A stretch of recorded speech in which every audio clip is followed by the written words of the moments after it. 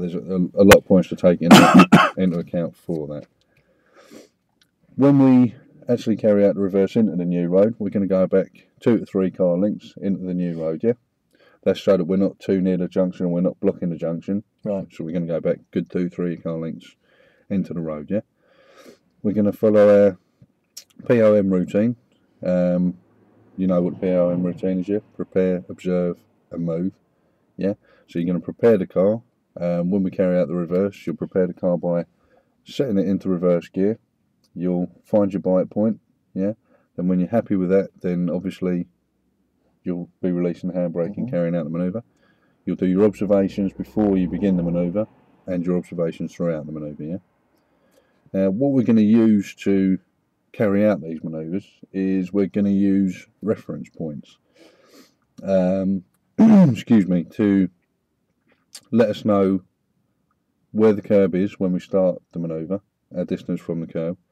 We're going to use a reference for our turning point, yeah? And we can use a reference to finish off so that we're keeping the same distance from the curb all the way out through the manoeuvre, yeah? Do you know what I mean by reference points? Have you got any idea what I mean by that? Something's a fixed point coming. Yep. So what we'll do in a minute, before we actually begin the manoeuvre, I'm going to give you, or you're going to give me, a couple of reference points as to where you can see the curb coming into the window out the back. Yeah, and we'll use those reference points to complete the manoeuvre, yeah? We'll also touch on when to straighten up the vehicle, because obviously when you come into the new road, you're going to have lock on the vehicle, aren't you? Yeah. Do you understand what I mean by lock on the vehicle? That's it. And when we come into the road, obviously if you leave that lock on, you're going to go up the curb, aren't you? But if you don't correct it or you overcorrect it, then we can go on the other side of the road. So we'll use our reference points and we'll straighten up the vehicle when we come around the corner, yeah? So what we'll do is we'll have a quick look at the diagrams there as well. This is us at the moment here. Yep. That's obviously the junction on the left. So what we'll be doing shortly is we'll pull away, we'll go past the junction and come to a stop roundabout, as you can see on the diagram. But what I want you to do is when we go past the junction, have a quick look into it, yeah? We're going to do that to make sure that it's safe and convenient to carry out the manoeuvre before we do it. So what I mean by that is obviously if we drive past the road and that's the road you're intending to reverse into, if we drive past it and there's parked vehicles or kids playing or any obvious hazards, then obviously you need to check for those things. So just have a quick glance into the road on the way past. Yeah, not forgetting obviously to keep looking at the road ahead, but just a quick glance into it. We'll come to a stop there. We'll try and maintain a distance of around 1 metre or so from the curb, yeah, while we're carrying out the reverse manoeuvre. This is going to be us coming back here as we come along. As we get to the edge of the road there, yeah, that's when you're going to use your turning point reference, yeah.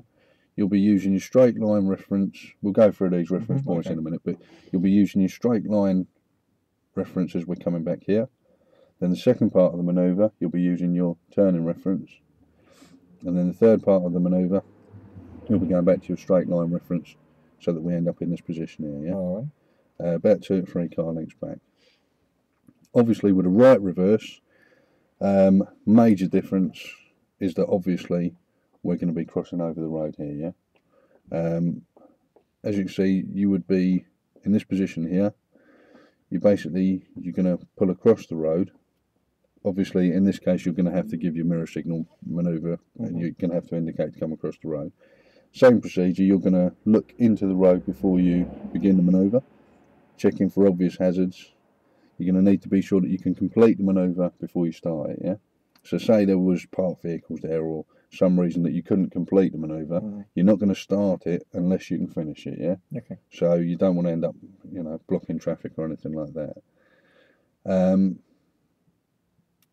Again, we'll carry out the right reverse using reference points. We'll be using different reference points because obviously that side of the vehicle. Before we carry out any of these manoeuvres, just go through them again quickly for you. You've got to make sure you're in safe, convenient, legal position as possible to do it. Think about your control, keep the car nice and slow. Observation throughout. every 4 to 5 seconds you want to have a quick look around the vehicle, Mhm.